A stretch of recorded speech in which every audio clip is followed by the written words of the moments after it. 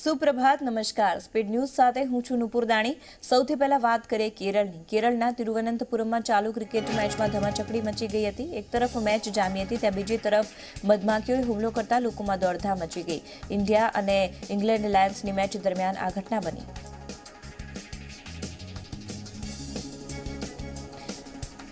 Indore airport ઉપર આજથી robot મુસાફરોનું સ્વાગત કરતો નજરે પડશે। એટલું જ નહીં, તમને સામાન સંબંધિત કોઈપણ પરેશાની હશે તો રોબોટ તમને હેલ્પલાઇન નંબર પણ જણાવશે। દેશમાં પહેલીવાર કોઈપણ એરપોર્ટ ઉપર આવો પ્રયોગ કરવામાં આવ્યો છે।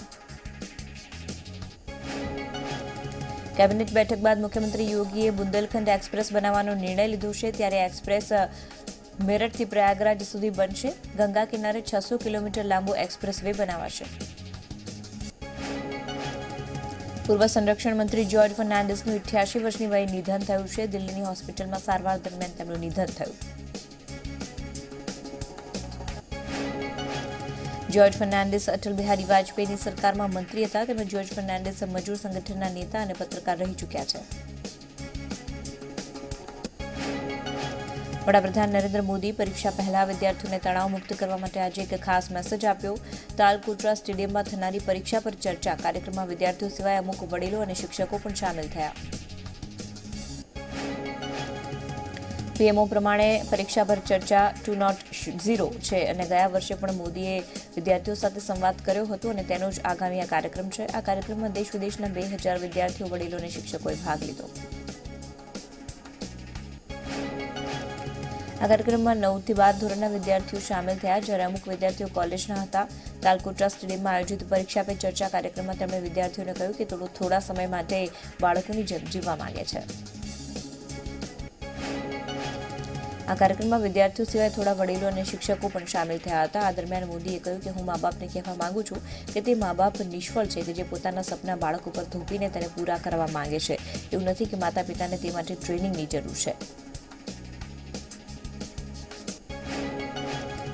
અયોધ્યામાં રામ જન્મભૂમિ પર ચાલી રહેલા વિવાદમાં કેન્દ્ર સરકારે મહત્વનું પગલું લીધું। સરકારે સુપ્રીમ કોર્ટમાં કરેલી અરજીમાં રામ જન્મભૂમિની વિવાદિત જમીન છોડી અને બાકીની જમીન મૂળ માલિકને પરત કરવા માટે માંગ કરી। આ સાથે જમીન ઉપર કોર્ટની યથાસ્થિતિના આદેશને દૂર કરવાની માંગ કરી।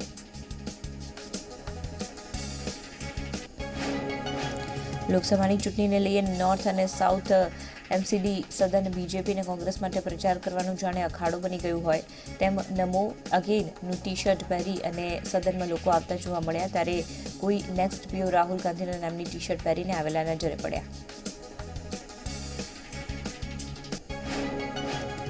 થોડા દિવસ પહેલા સાઉથ સદનની બેઠકમાં દ્વારકાના નેતા નીતિકા શર્મા નમો અગેનની ટી શર્ટ પહેરીને પહોંચ્યા હતા। ત્યારે નોર્થ એમસીડીની બેઠકમાં કોંગ્રેસના Mohammad my next PM Rahul ગાંધીની ટી શર્ટ પહેરીને આવતા આમ આદમી પાર્ટીના નેતાઓએ હોબાળો કર્યો। ઘણા નેતાઓએ આની ફરિયાદ મેયર આદેશ ગુપ્તાને કરી। લોકસભા ચૂંટણીમાં ગરીબોને આકર્ષવા કોંગ્રેસે નવો દાવ રમ્યો છે। રાહુલ ગાંધીએ એલાન કર્યું છે કે સરકાર બને તો લઘુત્તમ આવક આપવામાં આવશે। ત્યારે આ જાહેરાત રાહુલ ગાંધીએ છત્તીસગઢમાં કિસાન આભાર સંમેલનમાં કરી। આજે પ્રધાનમંત્રી મોદી દક્ષિણ ગુજરાતના પ્રવાસે છે, જે મુલાકાત દરમિયાન તેઓ સુરત અને નવસારી ખાતે જુદા જુદા કાર્યક્રમમાં હાજરી આપવા જવાના છે। ઇન્ટરનેશનલ ફ્લાઇટ્સનો પ્રારંભ કરાવશે। ખાનગી હોસ્પિટલનું લોકાર્પણ, દાંડી યાત્રા અંગે બનાવવામાં આવેલા ગાંધી મ્યુઝિયમની મુલાકાત લેશે। પ્રધાનમંત્રી મોદી સુરતના ઇન્ડોર સ્ટેડિયમમાં પ્રોફેશનલને સંબોધન કરવાના છે। મેડિસિન સ્ક્વેરની થીમ ઉપર મોદી સંબોધન કરશે। સુરત અને રાજ્યના 15,000 પ્રોફેશનલ તેમાં ભાગ લેશે। પ્રધાનમંત્રી મોદી સ્ટેજ માટે રિવોલ્વિંગ સ્ટેજ તૈયાર કરવામાં આવ્યું છે, તો સ્ટેડિયમની બહાર ડોમ તૈયાર કરાયો છે। નવસારીના ઐતિહાસિક દાંડી સ્થળ ખાતે કરોડો રૂપિયાના ખર્ચે નમક સત્યાગ્રહ સ્મારકનું પીએમ મોદી લોકાર્પણ કરશે।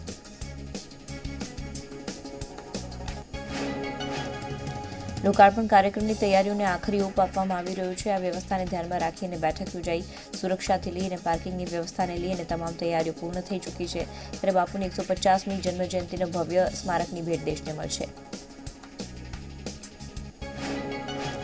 પ્રધાનમંત્રી નરેન્દ્ર મોદી સુરતની મુલાકાતે આવવાના છે। ત્યારે પ્રધાનમંત્રીના આગમન પહેલા રિહર્સલ કરવામાં આવ્યું હતું।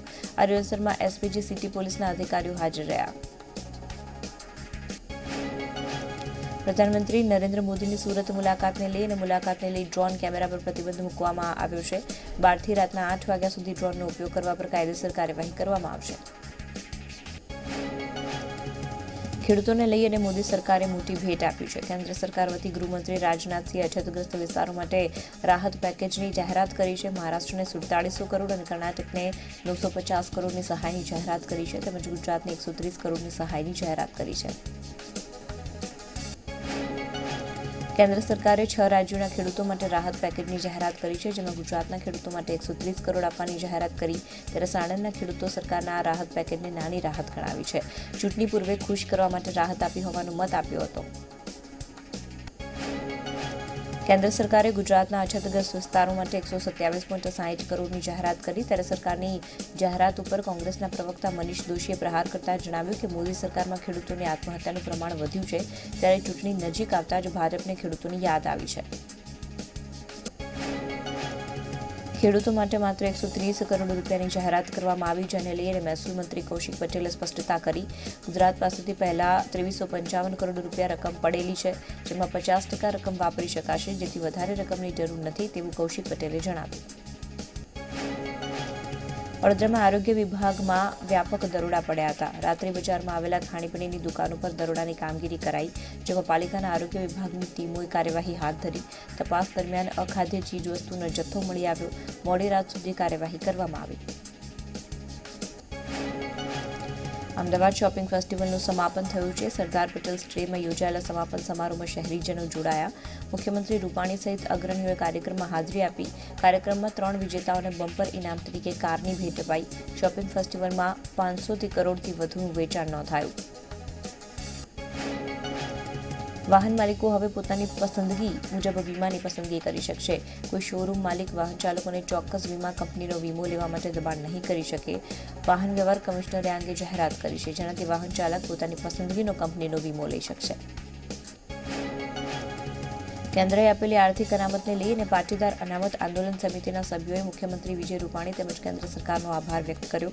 ઉત્તર ગુજરાતના પાસના નેતાઓએ સીએમ રૂપાણી સાથે મુલાકાત કરી. તો આ સાથે પાસ આગેવાનોએ અનામત આંદોલન દરમિયાન પાટીદારો પર હુમલો કરનાર અને કરાવનાર સામે ઝડપથી તપાસ થાય તેવું આવેદનપત્ર આપવાની માંગ કરી. હુમલાના કેસો પરત ખેંચવામાં આવે અને મૃતક પાટીદાર યુવકને ન્યાય અપાય તેવી પણ માંગણી કરાઈ. અખિલ ગુજરાત રાજ્ય શાળા સંચાલક મહામંડળ અને રાજ્ય શાળા સંચાલક મહામંડળ ટ્રસ્ટનું કોબા પ્રેક્ષા ભારતીમાં અધિવેશન યોજાયું. રાજ્યના શિક્ષણ મંત્રી ભૂપેન્દ્રસિંહ ચુડાસમા તેમાં જોડાયા.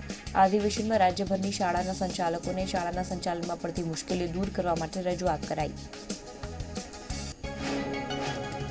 શિક્ષણ અધિવેશનમાં ખાનગી અને ગ્રાન્ટેડ શાળાના સંચાલકો તરફથી સરકાર સમક્ષ 7 પ્રશ્નો મુકાયા. મહેકમ પ્રમાણે ભરતીની મુખ્ય રજૂઆતો બોર્ડની પરીક્ષાના પરિણામ મુજબ ગ્રાન્ટ કપાત અયોગ્ય મુદ્દે અને શાળામાં આચાર્યોની ભરતી મુદ્દે મહત્વની ચર્ચા વિચારણા કરવામાં આવી. પશ્ચિમ રેલવે વિભાગ તરફથી 2 ટ્રેનને પ્રાયોગિક સ્ટોપેજ આપવામાં આવ્યું. ભુજ પુણે એક્સપ્રેસને 6 માસ માટે હળવદમાં સ્ટોપેજ આપવામાં આવ્યું છે, તો રામેશ્વર ઓખા એક્સપ્રેસ ટ્રેનને આણંદ સ્ટેશનનું સ્ટોપેજ આપવામાં આવ્યું છે. ટ્રેક ડબલિંગનું સમારકામને લઈને કેટલીક ટ્રેન રદ કરવામાં આવી છે. અમદાવાદથી પસાર થતી 8 ટ્રેન સંપૂર્ણ રદ કરવામાં આવી છે, તો 4 ટ્રેન આંશિક રીતે રદ કરાઈ છે. 25 ટ્રેનના રૂટમાં પરિવર્તન કરવામાં આવશે. વલસાડમાં 24 કલાકમાં દરિયો તોફાની બનશે તેવી આગાહી વ્યક્ત કરવામાં આવી છે. 50 કિલોમીટર પ્રતિ કલાકની ઝડપે અહીંયા પવન ફૂંકાશે. માછીમારોને દરિયો ન ખેડવાની સૂચના આપવામાં આવી છે. જિલ્લા કલેક્ટરે ટ્વીટ કરી અને માહિતી આપી છે.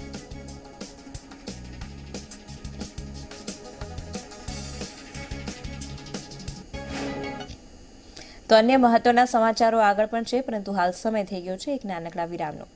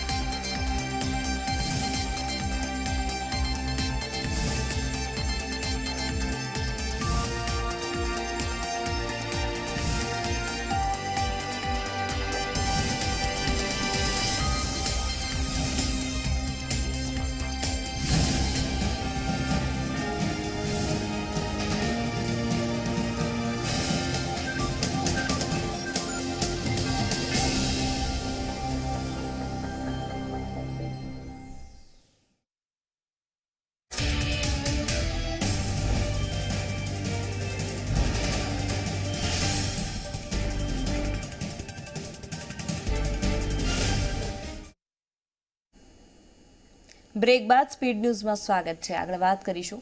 કોંગ્રેસ પ્રવક્તા મનીષ દોશીએ ભાજપ પર પ્રહાર કર્યા અને કહ્યું કે મનીષ દોશીએ જણાવ્યું રાજ્યના મુખ્યમંત્રી સગવડ્યા ગણિત ગણે છે. ભાજપ ઉછીના ઉમેદવારથી ચૂંટણી જીતે છે.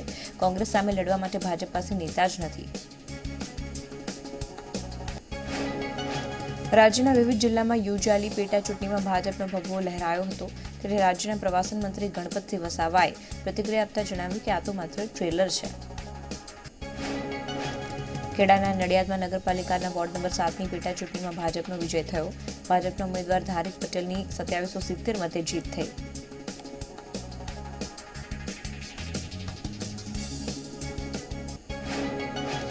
પાટણમાં સિદ્ધપુર નગરપાલિકાની પેટા ચૂંટણીમાં ભાજપનો વિજય થયો. વોર્ડ નંબર 7માં ભાજપના ભરત મોદીની જીત થઈ. ભરત મોદીની 461 મતે જીત થઈ. રાજકોટ વોર્ડ નંબર 13ની પેટા ચૂંટણીમાં ભાજપના નીતિન રામાણીની જીત થઈ. ભાજપ અને અપક્ષ ઉમેદવાર વચ્ચેની કાંટાની ટક્કર થઈ. નીતિન રામાણીને 11,116 મત મળ્યા, જ્યારે સંજયસિંહ વાઘેલાને 4,799 મત મળ્યા. વોર્ડ નંબર 13ની ચૂંટણીમાં 18,298 મતદારોએ મતદાન કર્યું. ગાંધીધામ નગરપાલિકામાં ભાજપે બેઠક જાળવી રાખી. વોર્ડ નંબર 2માં ભાજપના દિનેશ લાલવાણીનો વિજય થયો. 2096 વોટથી કોંગ્રેસના ઉમેદવાર મનીષ ભાટિયાને તેમણે હરાવ્યા. વિજેતા ઉમેદવાર સન્માન આગેવાન અને સમર્થકોએ વિજયોત્સવ ઉજવ્યો. અમિત ચાવડાએ પત્રકાર પરિષદ યોજીને આગામી ચૂંટણીને લઈ ભાજપ ઉપર પ્રહાર કર્યા. એક બાજુ ખેડૂતના પ્રશ્નો ઉકેલવામાં ભાજપ નિષ્ફળ ગઈ હોવાની વાત કરી અને કોંગ્રેસે ખેડૂતના પ્રશ્નોનો ઉકેલ લાવ્યો હોવાની અમિત ચાવડાએ જાણકારી આપી. આગામી ફેબ્રુઆરી માસમાં ભાજપ પ્રબુદ્ધ નાગરિક સંમેલનનું આયોજન કરશે. તેને લઈ અને કમલમમાં પ્રભારી ઓમ માથુરે બેઠક બોલાવી છે. આગામી સમયમાં સંમેલન અંગે જાણકારી આપવામાં આવશે. તો આ સાથે 2019ની ચૂંટણીને લઈ અને 10 ફેબ્રુઆરીથી 20 ફેબ્રુઆરી સુધી કાર્યક્રમ યોજાશે. કોંગ્રેસ આગામી લોકસભાની ચૂંટણી માટે ઉમેદવારોના નામ જાહેર નહીં કરે, પરંતુ લોકસભા ચૂંટણીમાં દાવેદારી કરનારા નેતા પૈકીના એક ઉમેદવારને ટેલિફોનિક સૂચના આપવામાં આવશે. કોંગ્રેસ પ્રભારીએ બૂથ અને સંગઠનને મજબૂત કરવા માટે પણ સૂચના આપી છે. બળાત્કારના ગુનામાં જેલવાસ ભોગવી રહેલા આસારામની સંસ્થાને શિક્ષણ મંત્રી શુભેચ્છા સંદેશ પાઠવતા વિવાદ સર્જાયો. શિક્ષણ મંત્રી ભૂપેન્દ્રસિંહ ચુડાસમાએ પોતાના લેટર પેડ ઉપર આસારામની સંસ્થા યોગ વેદાંત સેવા સમિતિને શુભેચ્છા સંદેશ મોકલ્યો, જેમાં સમિતિને સારી ગણાવી છે. ત્યારે શિક્ષણ મંત્રીના આ શુભેચ્છા સંદેશથી કોંગ્રેસને પ્રહાર કરવાની વધુ એક તક મળી ગઈ છે. કોંગ્રેસના પ્રવક્તા મનીષ દોશીએ કહ્યું કે માત્ર વોટ બેંકને ધ્યાનમાં રાખીને શિક્ષણ મંત્રીએ આ શુભેચ્છા સંદેશ મોકલ્યો છે. પોતાના બળવાખોર વલણને કારણે જાણીતા શંકરસિંહ વાઘેલા અંતે એનસીપીમાં જોડાઈ ગયા. એનસીપીના જોડાયેલા મહાસંમેલનમાં એનસીપીના અધ્યક્ષ શરદ પવારે શંકરસિંહ બાપુને ખેસ પહેરાવીને વિધિવત રીતે પાર્ટીમાં પ્રવેશ કરાવ્યો. આ પ્રસંગે એનસીપીના અનેક કાર્યકરો હાજર રહ્યા. લોકસભાની ચૂંટણી પહેલા શંકરસિંહ વાઘેલા એનસીપીમાં જોડાતા ભાજપ અને કોંગ્રેસ બંનેને નુકસાન જવાની પૂરેપૂરી શક્યતા. મહત્વનું છે કે થોડા દિવસ પહેલા શંકરસિંહ વાઘેલાએ દિલ્હીમાં એનસીપીના નેતાઓ સાથે બંધ બારણે બેઠક કરી હતી. આ બેઠકમાં જ વાઘેલાનું એનસીપીમાં જોડાવાનું નક્કી થઈ ગયું હતું. બાપુના એનસીપીમાં જોડાવાથી એક રીતે પક્ષને ગુજરાતમાં ફાયદો થશે અને આમ પણ ગુજરાત એનસીપીમાં શંકરસિંહ વાઘેલા જેવા કોઈ મોટા નેતા નથી.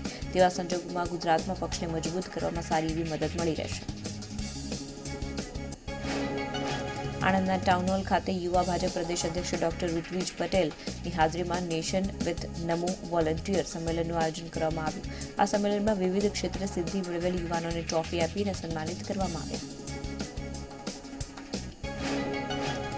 રાજકોટ મ્યુનિસિપલ કોર્પોરેશનનું વર્ષ 2019-20નું આવતીકાલે બજેટ રજૂ થશે. ગત વર્ષે 1,769.33 કરોડનું બજેટ રજૂ કરાયું હતું. બજેટમાં આવક ખોરવાય નહીં તેની કાળજી રાખવામાં આવશે. અમદાવાદના વીએસ હોસ્પિટલનું વર્ષ 2019માં બજેટ જાહેર કરવામાં આવ્યું. વ્યવસ્થાપક મંડળે 231.36 કરોડનું બજેટ રજૂ કર્યું. ત્યારે સુપરિન્ટેન્ડન્ટે રજૂ કરેલા 172 કરોડના ડ્રાફ્ટ બજેટમાં શાસકોએ 11 કરોડનો સુધારો સૂચવ્યો. તો આ સાથે જીએમસીએ વીએસ હોસ્પિટલને 47 કરોડ ફાળવવાની જાહેરાત કરી. ડ્રાફ્ટ બજેટમાં કુલ 58 કરોડનો વધારો કરવામાં આવ્યો. ત્યારે વીએસ હોસ્પિટલના બજેટને લઈ ટ્રસ્ટીઓએ વિરોધ નોંધાવ્યો. વીએસ સુપરિન્ટેન્ડન્ટે 1155 પથારી માટે 10 જાન્યુઆરીએ બજેટ રજૂ કર્યું હતું, પરંતુ 17 ડિસેમ્બર 2018માં 500 પથારીઓનો ઠરાવ કરાયો હતો. ત્યારે 500 પથારીનો ઠરાવ કરાયો તો ડ્રાફ્ટ બજેટમાં 1150 પથારી કેમ રાખવામાં આવી છે તેનો સવાલ ઉઠાવાયા હતા. મુખ્યમંત્રીના નિવાસસ્થાને સીએમ વિજય રૂપાણીની કુંવરજી બાવળિયા સાથે બેઠક કરી. ત્યારે આ બેઠકમાં કોળી સંમેલન બાબતે ચર્ચા કરવામાં આવી. અમદાવાદમાં ચાલી રહેલા મેગા જોબ પ્લેસમેન્ટનો આજે બીજો દિવસ છે. ત્યારે ગુજરાત યુનિવર્સિટી ખાતે આજે 51 જેટલી કંપનીઓએ વિદ્યાર્થીઓના ઇન્ટરવ્યૂ લીધા. તેમાં 19 વિજ્ઞાન અને વિજ્ઞાન પ્રવાહની કોલેજોના અંદાજે 3000 જેટલા વિદ્યાર્થીઓએ ભાગ લીધો. લોકસભાની ચૂંટણીમાં કોંગ્રેસ ચૌધરી સમાજને પ્રાધાન્ય આપે તેવી માંગ ઉત્તર ગુજરાતના 6 જિલ્લાના આગેવાનોએ રજૂઆત કરી. ઉત્તર ગુજરાતની એક લોકસભા સીટ ચૌધરી સમાજને આપવા સમાજના આગેવાનોએ પરેશ ધાનાણી, રાજીવ સાતવ અને અમિત ચાવડાને રજૂઆત કરી.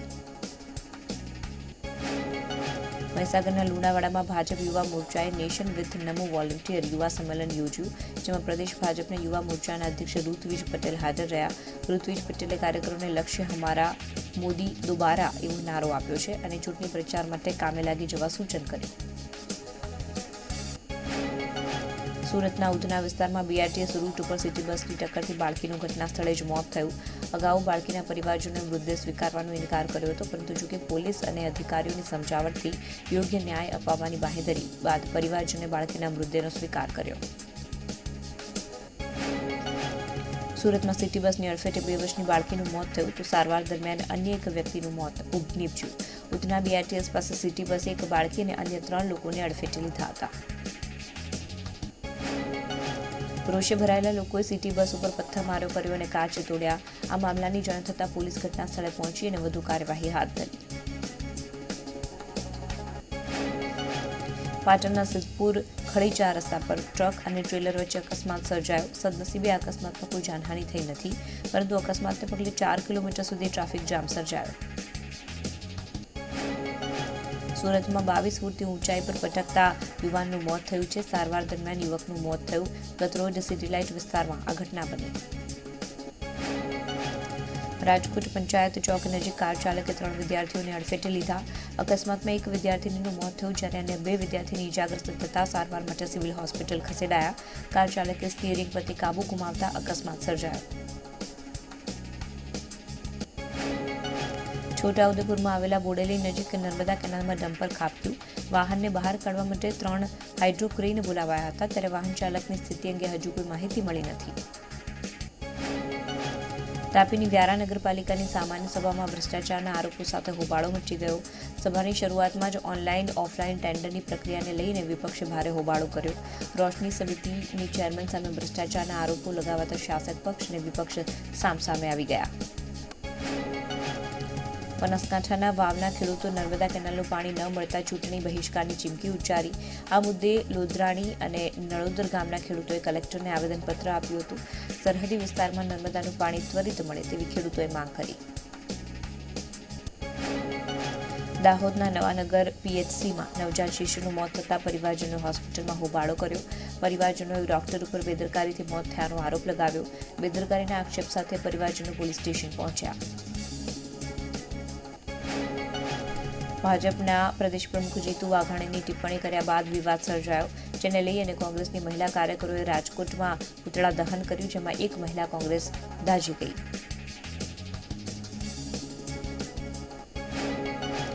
અંકલેશ્વર નગરપાલિકા બહાર વિપક્ષે વિરોધ પ્રદર્શન કર્યું. બોર્ડ બેઠક પહેલા વિપક્ષી સભ્યોએ ભેંસ બાંધીને વિરોધ કરી સૂત્રોચ્ચાર કર્યા. ગાંધીનગરમાં ગ્રંથપાલ ભરતી માટે યુવાનો 1 દિવસ માટે સત્યાગ્રહ છાવણીમાં પ્રતિક ઉપવાસ પર છે. 22 વર્ષથી ભરતી ન થતા યુવાનો બેકાર બન્યા છે, જેને લઈને યુવાનો ગ્રંથપાલની તાકીદે ભરતીની માંગ થાય એની સાથે ધરણા પર ઉતર્યા. છોટાઉદેપુરના બોડેલી તાલુકાના મોટા બુટિયાપુરા ગામમાં રણચંડી બનેલી મહિલાઓએ બુટલેગરને મેથી પાક ચખાડી દારૂની ભઠ્ઠીઓ પર રેડ પાડી. મહત્વનું છે કે દારૂનો નશો કરીને ગામના પુરુષો ઘરની મહિલાઓ સાથે મારપીટ કરતા હતા. ગામની મહિલાઓએ કંટાળી અને પોલીસને રજૂઆત કરી, પરંતુ પોલીસે કોઈ કાર્યવાહી ન કરતા કંટાળેલી મહિલાઓએ જનતા રેડ કરી. મહિલાઓએ ધમધમતી દેશી દારૂની ભઠ્ઠીઓને તોડીને દારૂના જથ્થાનો નાશ કર્યો.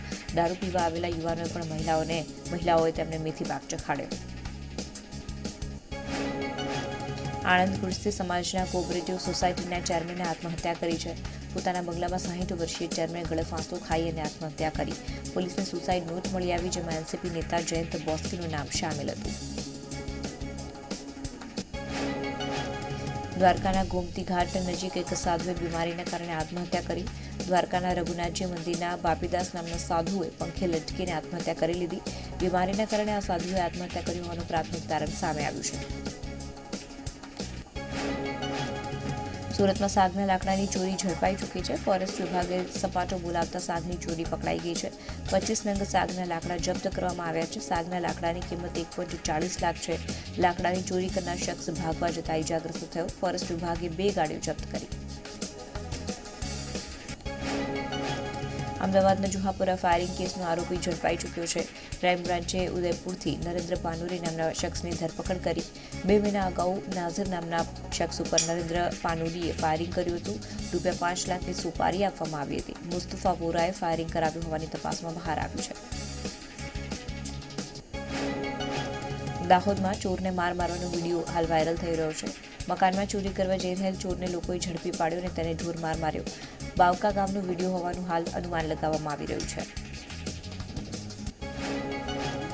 દાહોદના પીપેરો ગામે ઓળખાણવાળું બાળક જન્મતા 1 માસના બાળકની તેના કાકાએ જ હત્યા કરી નાખી.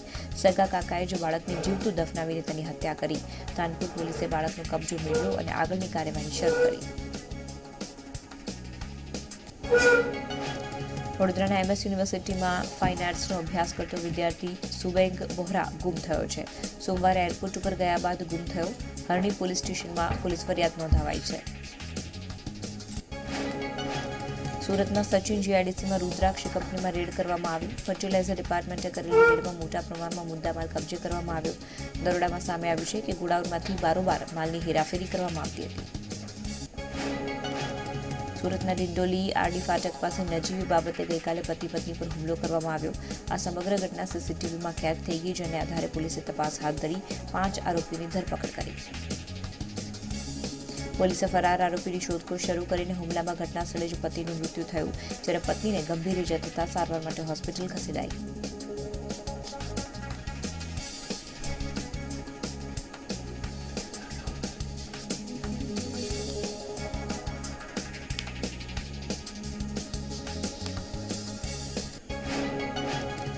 ક્યુબાના હવામાનમાં સામાન્ય પ્રકારના ટોર્નેડોએ ભારે હાનિ પહોંચાડી છે. આ ટોર્નેડો વાવાઝોડાના કારણે 4 લોકોના મોત થયા છે.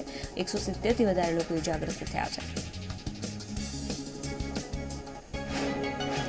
ખાલિસ્તાની અલગાવવાદી સંગઠનોએ 26મી જાન્યુઆરીના રોજ લંડનમાં ભારતીય રાષ્ટ્રધ્વજ સળગાવ્યો, જેને લઈ અને UK સરકારે ખેદ વ્યક્ત કર્યો. 35 દિવસના શટડાઉન દરમિયાન અમેરિકાની અર્થવ્યવસ્થાને $11 અબજ ખોટ થઈ. મેક્સિકો સીમા પર દિવાલ બનાવવા માટે અમેરિકી કોંગ્રેસ અને ટ્રમ્પ વચ્ચે લાંબા સમયથી મતભેદ ચાલી રહ્યો હતો, જેના કારણે ટ્રમ્પ દ્વારા સરકારી કામકાજ ઠપ કરવામાં આવ્યા હતા. મેક્સિકોના ગુરેરો રાજ્યમાં ગોળીબાર થયો. ગોળીબારમાં 10ના મોત થયા અને 2 લોકો ઇજાગ્રસ્ત થતા. ગોળીબાર બપોરના લગભગ 3 વાગે રાજ્યની રાજધાની પાસે આવેલા ચિલાપા શહેરમાં થયો હતો.